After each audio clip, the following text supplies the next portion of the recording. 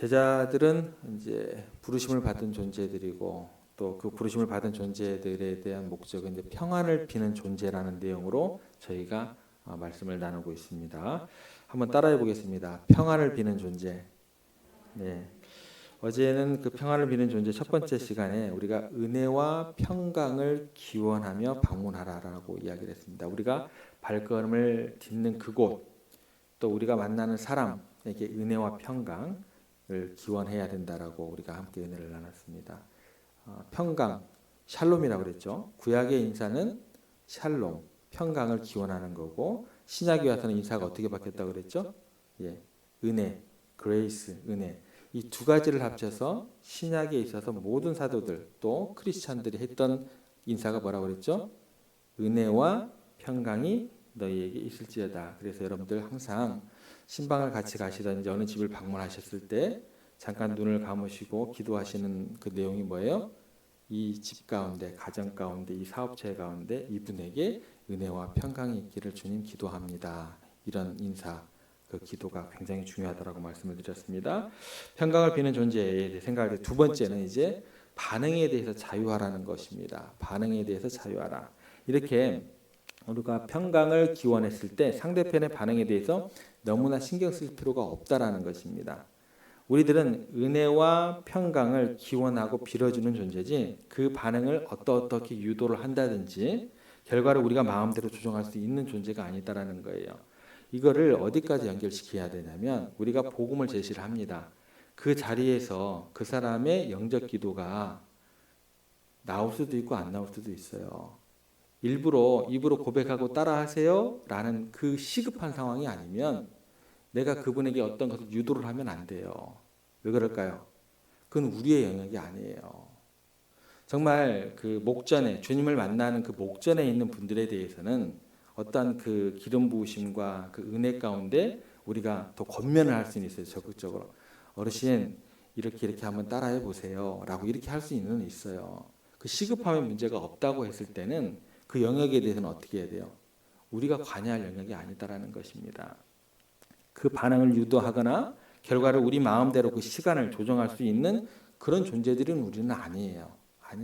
사형리를 전하면서 가장 주의하셔야 될 내용 가운데 하나입니다. 근데 이게 선교단체들이 그냥 막무가내예요. 그냥 막무가내로 사형리를 전하고 그 자리에서 곧장 결과가 나와야 돼요. 그렇지 않거든요. 그렇지 않아요. 발의 먼지를 떨어버리고 또 다음 사람이 가서 또 거기에서 또 전할 수도 있는 것이고 이 부분에 대해서는 내일 더 정확하게 말씀을 드리겠습니다. 우리가 조정할 수 있는 존재가 아니다라는 것입니다. 우리는 그냥 축복하고 그 축복에 대한 성취 여부는 우리의 몫이 아닙니다. 그건 하나님께서 하실 일이에요. 때와 시기에 대한 문제도 마찬가지고 그래서 마가복음에서 6장 10절에서 11절에서 그 집에 들어가서 우리가 머무르지만 거기 있는 사람들이 영접하지 아니하고 말을 듣지 아니하거든 그 다음부터는 누구의 영역이라는 거예요? 발을 빼라는 거예요. 너희들의 영역이 아니다. 너희들의 영역이 아니니까 그냥 먼지 털고 나오라. 이렇게 이야기를 연결이 됩니다.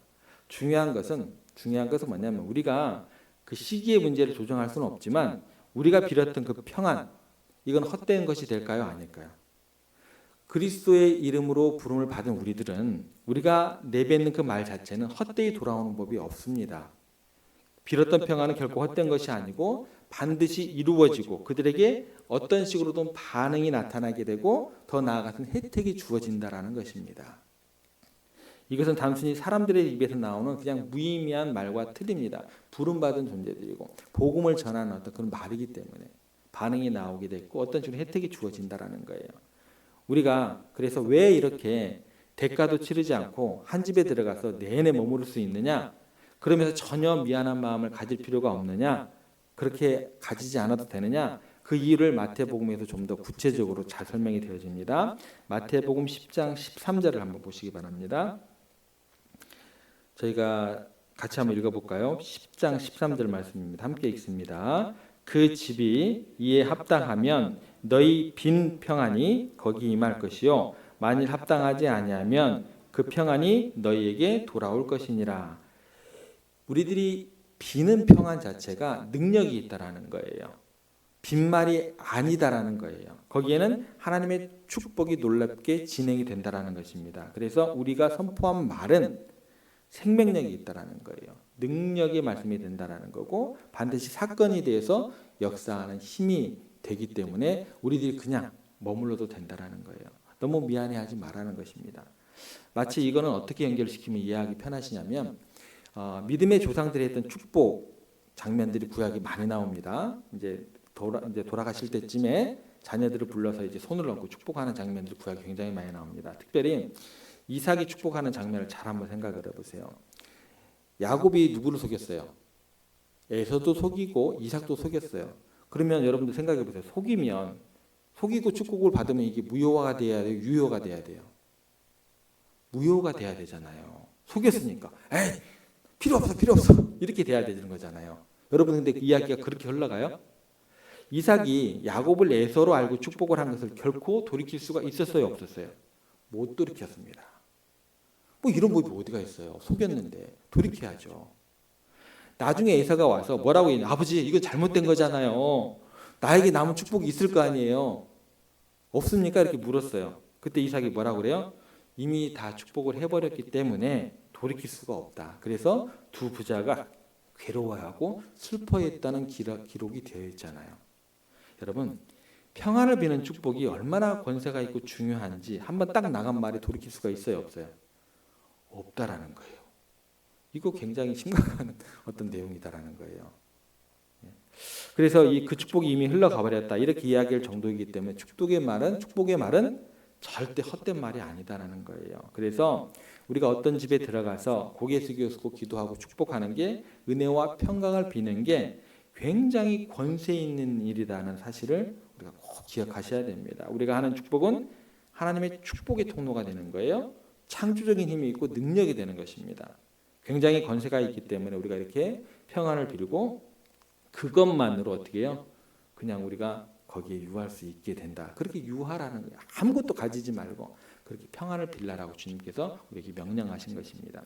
중요한 것은 뭐냐면 그 축복의 말을 우리가 하고 나서 그 축복을 받는 집이 합당하면 그 축복을 그 빌었던 축복이 거기에 그대로 이루어지는 것이고 그리고 정말 그 축복하는 말이 사건이 되는 놀라운 일들이 경험되어지게 된다는 거예요. 그래서 우리가 어디 신방을 가겠습니다. 미리 말씀을 드리잖아요. 그러면 이제 그 신방을 맞이하는 성도들은 어떻게 해요? 그 전부터 기도로서 준비하고 집안도 깨끗하게 정리하고 그 신방을 굉장히 은혜롭게 기다리고 기대하는 것입니다. 왜냐하면 하나님의 그 축복의 권세를 알기 때문에 그렇다는 것이죠. 그래서 제자들을 영접해서 그 성중에서 그 집에 유하게 한다라는 것은 하나님의 축복이 어떻게 해요? 그 유하는 집에 집중적으로 부어지는 놀라운 은혜의 시간이 되는 것입니다. 예전에 제가 어렸을 때부터 교회에서 자랐잖아요. 그럼 옛날에 이제 부흥회를 하게 되면 권사님들을 보면 부흥회 강사님이 오시면 꼭 그분들이 일부러 저희 집에 부흥회 강사님을 모시기를 원합니다라고 이야기를 하세요. 아버지께. 손님들을 모시는 것도 어려운데 근데 그것도 부흥회 그 옛날 목사님들을 굉장히 어려워한 시대잖아요. 근데 그 부흥회 강사님이 오신다고 하면 얼마나 그 섬기는 게 어려워요. 그런데도 꼭 그렇게 강사님들을 꼭 모시기를 바라는데 왜 그러셨을까요? 그분들이 오시면 출입하시면서 나가면서 말씀 준비하시면서 얼마나 기도를 하시겠어요, 집회를 위해서. 그러면서 꼭 그 자리에서 어떤 것을 하실까요? 그 집을 위해서, 자녀들을 위해서 어떻게 해요? 기도를 하시죠. 꼭 그렇게 기도를 하시더라고요. 그래서 그 축복을 사모하고 기대하는 그런 권사님들을 제가 항상 보게 되었습니다. 그리고 그 자녀 손손 그렇게 하나님의 축복 가운데서 그렇게 잘 자라는 그런 가정들을 제가 두 눈으로 똑똑히 보고 자랐습니다. 중요한 것은 뭐냐면 축복의 이 말이 인격체처럼 구별을 해서 임하거나 임하지 않거나 머물거나 다시 돌아오거나 이런 결정을 한다라는 거예요. 그리스도인들이 축복을 딱 하게 되면 그 축복하는 말이 놀랍게도 그 말을 듣는 상대편의 형편과 처지에 따라서 임해서 능력으로 역사하기도 하고 돌아오기도 하고 이거를 그 말 자체가 축복의 말 자체가 결정한다는 거예요. 그 축복의 말 자체가 그렇게 살아 움직인다라는 거예요. 하나님의 말씀이 살아 움직이는 것은 똑같다라는 거예요. 그래서 우리는 일단 무조건 어떻게 해야 돼요? 뭐 하는 사람이라고 그랬어요? 주저하지 말고 축복을 비는 존재들이라는 거예요. 무조건 평안을 비셔야 됩니다. 무조건.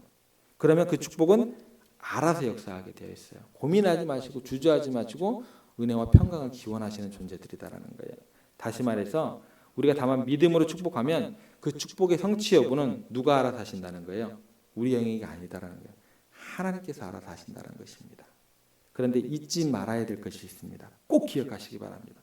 축복을 해서 여러분들은 절대 손해보는 일이 없다는 사실입니다. 절대로 축복을 하는 사람은 손해보는 일이 없어요. 한번 따라해 보시겠습니다. 축복을 하면 결코 손해보지 않는다.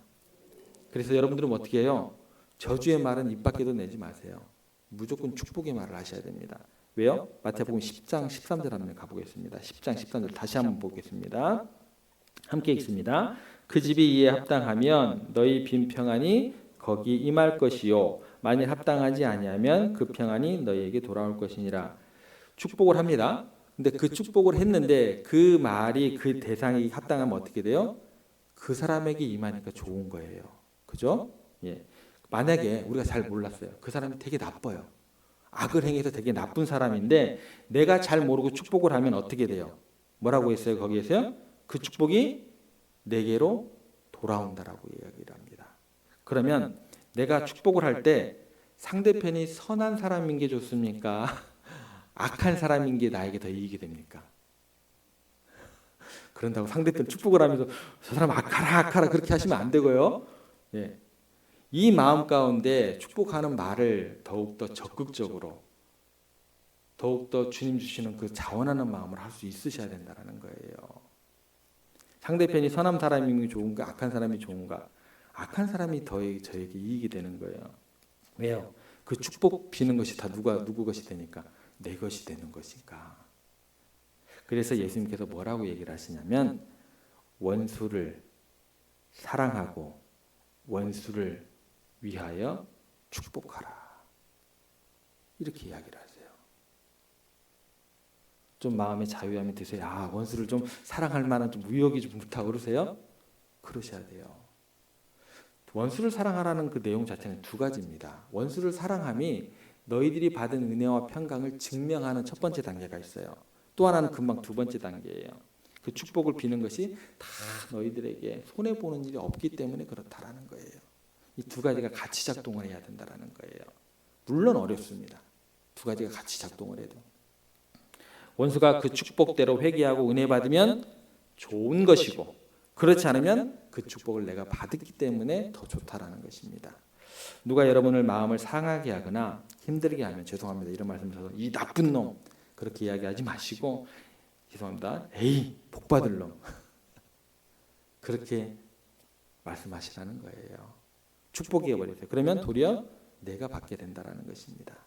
그것이 합당치 못한 사람에게 선포되면 그것은 내 축복이 된다는 사실을 잊지 마시기 바랍니다. 그래서 어떤 식으로든 내게 유익하기 때문에 예수님은 원수를 사랑하라고 위에서 축복하라고 그렇게 말씀하셨습니다. 어쨌든 축복하는 사람은 절대로 손해볼 일이 없다. 그것이 우리에게든 그 사람에게든 분명히 영향력이 끼치게 된다.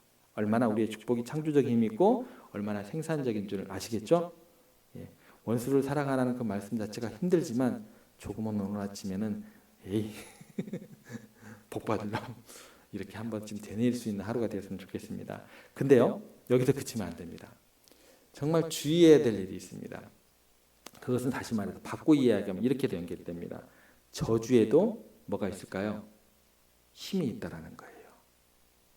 이게 중요한 거예요. 또 이것 때문에 우리가 또 힘들어질 수 있습니다. 이게 무서운 이야기예요. 축복의 말도 힘이 있지만 반대의 말도 힘이 있다라는 거예요. 왜요? 부르심을 받은 존재들이 어떤 그 대뇌어지는 말들이기 때문에 그래요. 만약 이런 원리가 그대로 적용된다면 결코 저주를 쉽게 하시면 안 됩니다. 비판을 쉽게 하시면 안 돼요.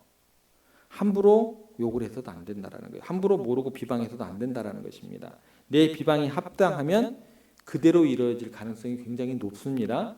돌이킬 수가 없게 됩니다. 중요한 것은 뭐냐면 우리가 잘 알아요, 몰라요? 잘 몰라요. 모르잖아요. 잘 알지도 못하는데 함부로 들은 이야기 갖고 말을 하게 되면 저주하고 비판하게 되면 그 저주와 비판이 합당하게 되면 그 사람도 돌이킬 수 없잖아요. 그런데 그게 합당하지 않으면 어떻게 돼요? 그게 누구한테 돌아와요? 그래서 무서운 거예요.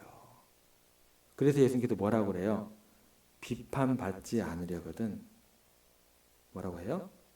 예. 비판하면 안 돼요. 비판하면. 교회는 은혜와 평강이 있을지어다. 은혜로 구원받은 공동체이기 때문에 이 가운데 있어야 되는 것은 뭐예요? 은혜와 평강, 주 예수 그리스도의 구속의 은혜와 사랑이에요. 그래서 비판하지 말라는 거예요. 그게 잘못하다가는 우리에게 돌아온다라는 거. 그래서 함부로 비판하지 말라. 함부로 저주해서는 안 된다라는 것입니다. 그리스도인들의 말은 권세가 있다, 능력이 있다, 창조적인 힘이 있기 때문에 그래요. 그래서 우리가 잘 알면 전지하면 비판하셔도 돼요. 전지하시면. 근데 우리가 지혜와 지식의 한계가 있기 때문에 상대편의 마음과 의도와 깊은 뜻을 모르는 경우가 태반사입니다. 그래서 우리는 비판과 저주를 함부로 하면 안 된다라는 거예요. 우리는 저주하라고 보냄받지 않았다라는 거예요. 만약에 우리가 부른 제자됨의 그 제자도 가운데 너희들 가서 저주해라 라는 말이 있고 비판해라 말이 있으면 여기서 비판하셔도 돼요. 예, 비판하세요. 하셔도 돼요. 교회 가운데 계속 비판하셔도 돼요. 근데 제자도에는 그런 말이 없거든요. 우리는 그렇게 부름받지 않았어요. 예. 무조건적으로 어떻게 돼요? 복을 빌라. 하나님의 복을 빌라. 가정에서, 직장에서. 예. 그러면 하나님께서 알아서 부메랑처럼 우리에게 복을 주실 줄로 믿고 그렇게 축복을 비는 존재들로 살아가야 된다는 것입니다. 그래서 우리는 그 사람의 축복에 대해서 자격이 있는지 없는지 우리가 논할 필요가 없습니다. 그 자격의 유무와 상관없이 우리는 축복하는 존재들입니다. 그러면 그 축복을 받고 누리고 함께 공유하고 그렇게 되는 거예요. 그런데 우리는 어떻게 되냐면 자격의 유무를 따져요. 항상 그래요. 야, 응? 자격이 있는가 없는가 한번 내 눈으로 칼날 같은 눈으로 한번 봐야겠다. 말씀에 비추어서 한번 점검해 보자. 예. 그렇게 하다 보면 어떻게 돼요? 축복할 시간이 없어져요. 평가하고 비판하느라고 마땅히 우리가 해야 될 의무와 특권과 그 잔치의 시간이 줄어들어요. 다 놓치게 됩니다. 그 사람이 복을 받을지 안 받을지는 내 문제가 아니고 하나님께서 하실 일이에요. 우리는 복을 비는 존재들, 축복하는 존재들. 우리 교회 성도님들이 모두가 하나님의 사랑과 은혜를 경험하고 서로에게 은혜와 평강을 전하시면서 축복이 가득한 우리 공동체 되었으면 좋겠습니다. 또한 그리스도의 그 은혜의 해를 세상에 전파하는 정말 우리 교회가 되기를 간절히 기도합니다. 마지막으로 그 하나님의 사랑과 은혜가 오늘 하루 여러분들의 삶 속에서 넘치시기를 주님의 이름으로 부탁을 드립니다.